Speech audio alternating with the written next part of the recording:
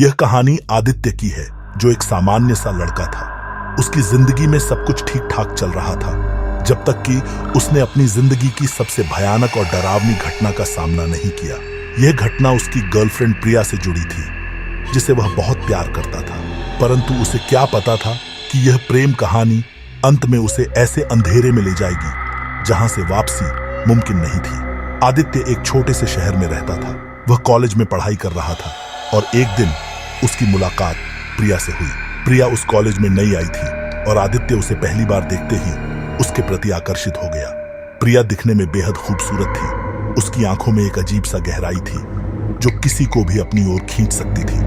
आदित्य ने धीरे धीरे उससे दोस्ती बढ़ाई और कुछ ही महीनों में दोनों एक दूसरे के बेहद करीब आ गए। प्रिया की रहस्यमयी बातें और आदित्य से बढ़ती नजदीकियों ने उसे प्यार में पूरी तरह डुबो दिया। परंतु आदित्य को कभी कभी ऐसा लगता कि प्रिया के साथ कुछ अजीब है। उसकी हरकतें और बातें कभी कभी उसे विचलित कर देती, जैसे कि प्रिया रात के समय अचानक गायब हो जाती और सुबह आकर यह कहती कि उसे कुछ याद नहीं। आदित्य इन बातों को नजरअंदाज करता रहा, क्योंकि उसका प्यार उसकी आंखों पर पर्दा डाल चुका था। एक दिन प्रिया ने आदित्य को अपने गांव चलने का आग्रह किया। वह चाहती थी कि आदित्य उसके परिवार से मिले। आदित्य खुश था। उसे लगा कि प्रिया उसके जीवन का हिस्सा बनने जा रही है। वह तुरंत तैयार हो गया और दोनों अगले ही हफ्ते प्रिया के गांव की ओर निकल पड़े। प्रिया का गांव बेहद पुराना और सुनसान था। वहां के लोग भी अजीब लग रहे थे, जैसे किसी अनजान डर में जी रहे हों। आदित्य को यह सब अजीब लगा, लेकिन उसने इसे अपने मन का वहम समझकर नजरअंदाज कर दिया। जब वे गांव पहुंचे तो प्रिया ने आदित्य को बताया कि उसकी मां की कुछ समय पहले ही मृत्यु हो गई थी और उसके पिता बहुत बीमार रहते हैं। प्रिया के घर का माहौल बहुत ही उदासीन और डरावना था। उसके घर के चारों ओर घने पेड़ और एक पुरानी हवेली थी, जिसे देखकर ही डर महसूस होता था। घर में प्रवेश करते ही आदित्य को एक अजीब सी ठंडक महसूस हुई। घर में एक अजीब सी महक थी, जैसे वहां बहुत पुराना कुछ सड़ रहा हो। रात होते ही आदित्य को अजीब अजीब आवाजें सुनाई देने लगी। पहले तो उसने सोचा कि यह गांव का सन्नाटा और अंधेरा उसे डरा रहा है, लेकिन धीरे धीरे आवाजें और भी ज्यादा साफ होने लगी। वह उठा और देखा कि प्रिया अपने कमरे में नहीं है। उसे यह बहुत अजीब लगा, क्योंकि रात के इस समय प्रिया कहां जा सकती है। आदित्य ने पूरे घर में खोजबीन की, लेकिन प्रिया कहीं नहीं मिली। तभी उसने घर के पीछे की ओर से एक हल्की रोशनी देखी। वह धीरे धीरे उस रोशनी की ओर बढ़ने लगा। जैसे ही वह वहां पहुंचा, उसने देखा कि प्रिया एक पुरानी कब्र के सामने खड़ी है और बुदबुदा रही है। उसका चेहरा पूरी तरह बदल चुका था। उसकी आंखों में एक अजीब सी लालिमा थी और उसके होठों पर एक डरावनी मुस्कान थी।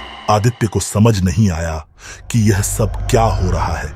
वह डर के मारे चिल्लाने लगा। तभी प्रिया ने उसकी ओर देखा और उसकी आवाज अचानक बंद हो गई, जैसे किसी ने उसके गले पर पकड़ बना ली हो। आदित्य अब चल भी नहीं पा रहा था, जैसे कोई अदृश्य शक्ति उसे जकड़ चुकी थी। अगले दिन आदित्य ने प्रिया से इस घटना के बारे में पूछा, लेकिन प्रिया ने सब कुछ नकार दिया। उसने कहा कि उसे कुछ याद नहीं है और यह सब आदित्य का वहम है। लेकिन आदित्य को पता था कि कुछ तो गलत हो रहा है। कुछ दिनों बाद गांव के एक बुजुर्ग व्यक्ति ने आदित्य को बुलाया और उसे सच्चाई बताई। उसने बताया कि प्रिया की असलियत क्या है।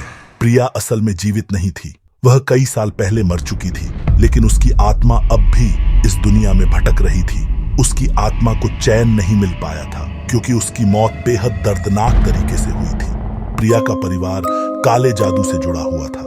उसकी माँ और पिता ने प्रिया की आत्मा को काले जादू के जरिए वापस बुलाने की कोशिश की थी, लेकिन कुछ गलत हो गया और प्रिया की आत्मा अब शांति नहीं पा सकती थी। वह इस दुनिया में फंसी हुई थी और रात के समय उसे अपने असली रूप में आना पड़ता था। आदित्य को यह सब सुनकर धक्का लगा। वह समझ नहीं पा रहा था कि वह क्या करे, लेकिन उसे पता था कि उसे कुछ करना होगा, वरना प्रिया की आत्मा उसे भी नुकसान पहुंचा सकती है। आदित्य ने उस बुजुर्ग व्यक्ति से मदद मांगी और वह उसे एक तांत्रिक के पास ले गया। तांत्रिक ने आदित्य को बताया कि प्रिया की आत्मा को शांति देने का केवल एक ही तरीका है। उसे उसकी कब्र में हमेशा के लिए बंद करना होगा। लेकिन यह करना इतना आसान नहीं था, क्योंकि प्रिया की आत्मा बहुत शक्तिशाली हो चुकी थी। उस रात आदित्य और तांत्रिक ने प्रिया की आत्मा को शांत करने के लिए एक विशेष अनुष्ठान किया। प्रिया की आत्मा बहुत गुस्से में थी और उसने आदित्य पर हमला करने की कोशिश की। उसकी आंखें जल रही थी और वह चीख रही थी, लेकिन तांत्रिक ने उसे रोकने की कोशिश की। कई घंटों की कोशिश के बाद आखिरकार प्रिया की आत्मा को शांत किया गया और उसे उसकी कब्र में बंद कर दिया गया। आदित्य उस घटना के बाद कभी सामान्य नहीं हो पाया। वह गांव छोड़कर वापस अपने शहर आ गया, लेकिन वह घटना हमेशा उसके दिमाग में बसी रही। उसे अब भी रात में डरावने सपने आते थे जिसमें प्रिया उसे पुकारती थी। इस कहानी ने आदित्य की जिंदगी को हमेशा के लिए बदल दिया। उसे प्यार के नाम पर मिला था केवल डर और अंधेरा।